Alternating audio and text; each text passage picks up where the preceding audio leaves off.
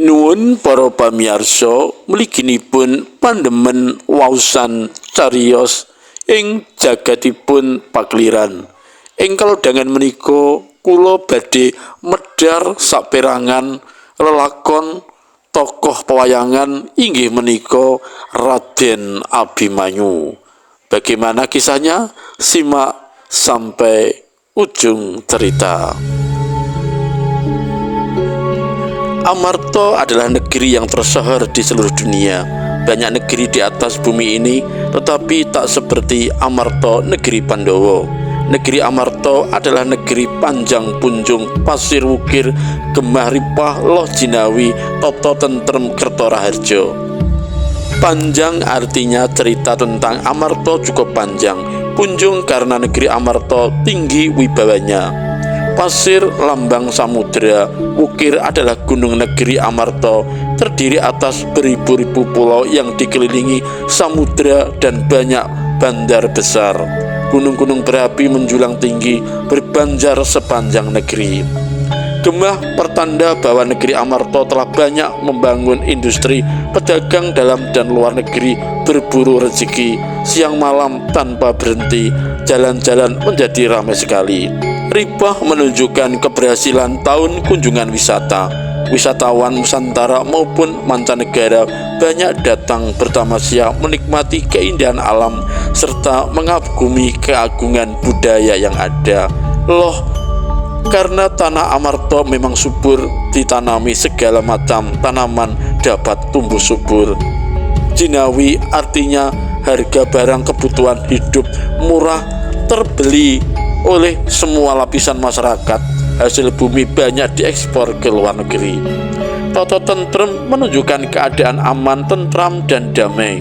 Bangunan dan rumah tinggal tertata rapi menurut aturan. Keteraturan dan kerapian bangunan rumah, jalan, selokan, dan taman membawakan ketentraman. Kerta karena Amarta jauh dari musuh, pertahanan dan keamanan terjamin. Raharja berarti kehidupan masyarakat sejahtera, tidak pernah ada orang mabuk dan judi, pintu rumah terbuka pada siang dan malam hari, tak ada pencuri berani memasuki. Binatang piaraan walaupun di tempat yang terpencil tak pernah ada orang mengambil.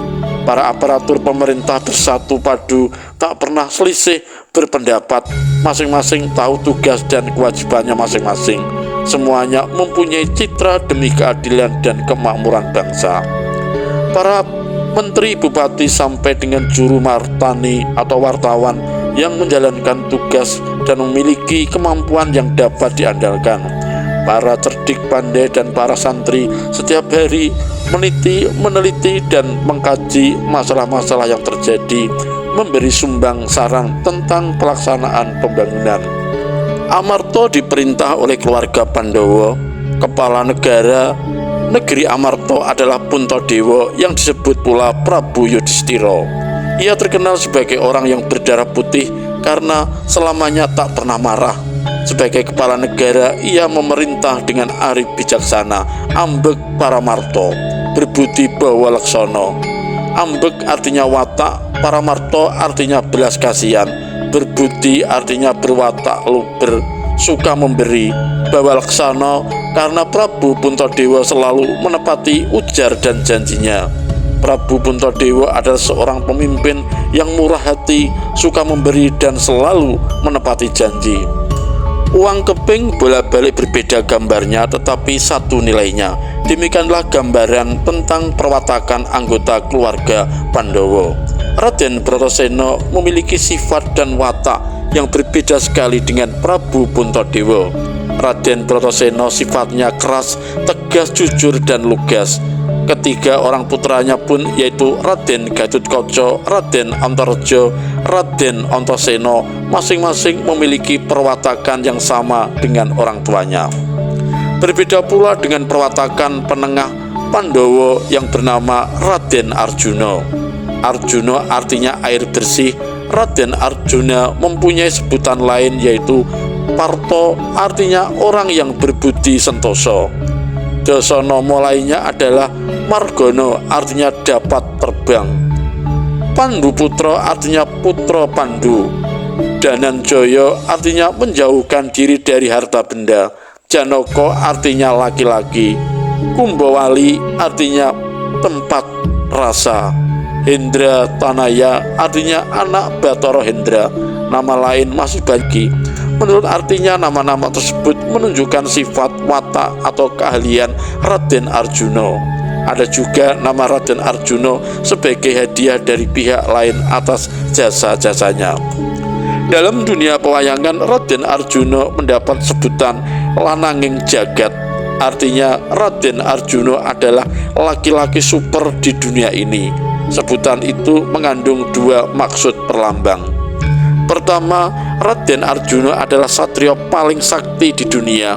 Maksud sebenarnya, Raden Arjuna adalah orang laki-laki yang selalu dapat mengatasi segala macam masalah yang terdapat di dalam kehidupan berwarga dan bermasyarakat. Raden Arjuna memang orang cerdik dan pandai serta kreatif. Arjuna berarti air jernih, maksudnya ia dapat berpikir jernih, tajam, dan kreatif. Margana berarti dapat terbang, maksudnya Raden Arjuna memiliki kemampuan intelektual tinggi dan ideal. Namun ia juga memiliki kecakapan praktis dalam keprajuritan. Buktinya jika perang ia selalu menang. Kedua Raden Arjuna adalah laki-laki yang paling bagus, paling cakep di dunia. Oleh karena itu istri Raden Arjuna sangat banyak. Dalam pewayangan, Raden Arjuna selalu kawin dengan anak pendeta atau begawan. Pendeta sebagai sumber ilmu atau narasumber. Perkawinan Raden Arjuna dengan anak pendeta tentu melahirkan seorang anak laki-laki yang disebut Bambang. Bambang adalah anak atau cucu pendeta. Bambang sebagai bukti bahwa Raden Arjuna telah memetik buah belajar atau hasil studinya dari seorang pendeta. Perkawinan Raden Arjuna yang sebenarnya hanya dengan Dewi Warasumbadra, Dewi Rara Ireng, atau Dewi Bratajaya. Dewi Warasumbadra mendapat sebutan Dewi Rara Ireng karena berkulit hitam. Dewi Rara Ireng tidak cantik tetapi justru manis sekali. Walaupun kulitnya hitam, jika berkumpul dengan putri cantik seperti apapun ia tetap lebih menarik karena manisnya. Dewi Rara Ireng dalam keadaan marah sekalipun tetap menunjukkan senyum manisnya. Dewi Rara Ireng memiliki sifat keibuan yang baik. Dewi Rara Ireng selaku istri utama kesatrian Madukara secara otomatis menjadi ketua perhimpunan wanita unit Madukara. Ia sangat cakap memimpin anggota-anggotanya serta dapat meneladani yang baik-baik. Rumah tangga Raden Arjuna dengan Dewi Warasumbadra sangat serasi. Keduanya dapat saling ngemong dan saling membantu, sehingga tugas Raden Arjuna sebagai abdi negara dapat dilakukan dengan sebaik-baiknya. Perkawinan Raden Arjuna dengan Dewi Warasumbadra berputra seorang bernama Raden Abimanyu atau Raden Angkawijaya. Raden Abimanyu seorang satria agung yang bertempat tinggal di Ksatrian Plangkawati.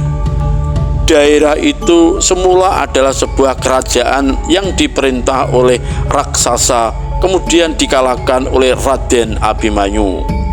Raden Arjuna sangat sayang kepada Raden Abimanyu karena Raden Abimanyu selalu mematuhi perintah-perintahnya serta mematuhi peraturan-peraturan yang berlaku di negerinya. Raden Abimanyu juga sangat dikasihi oleh kakak sepupunya, yaitu Raden Gatotkaca. Di dalam menyelesaikan tugas-tugas serta dalam menuntut ilmu di pertapaan-pertapaan, Raden Abimanyu selalu diikuti oleh Raden Gatotkaca. Raden Abimanyu memiliki sifat-sifat seperti ayahnya. Ia bersikap tenang, sedikit berbicara tetapi banyak kerja.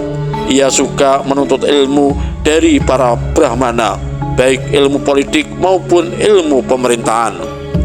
Plangkawati artinya negeri yang masyarakatnya heterogen atau plongko, namun yang beragam itu satu, Bhinneka Tunggal Ika.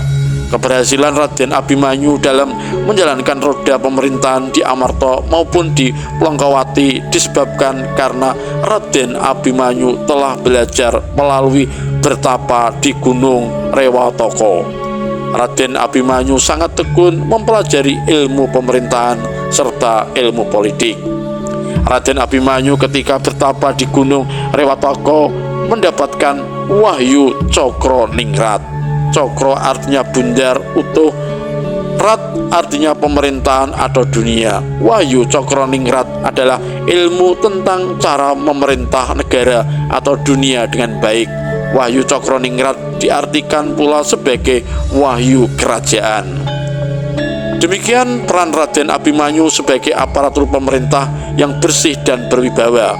Perolehan wahyu cokroningrat membawa Raden Abimanyu akan menurunkan raja-raja yang memerintah negeri Amarta.